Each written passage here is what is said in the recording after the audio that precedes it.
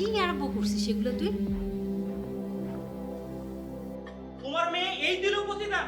ওর বাপ ভাবতে আমার লজ্জা লাগতেছে। কেমন মেয়ে, নিজের বিয়ের কথা পাড়া মহল্লায় বইলা বেড়ায়, অথচ তার বাপ মাই তার বিয়ের খবর জানে না।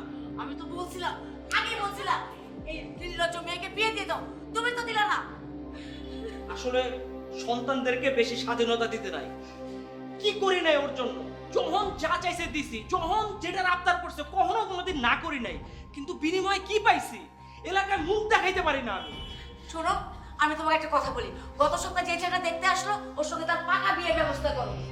7 তারিখেই ওর বিয়ে হবে।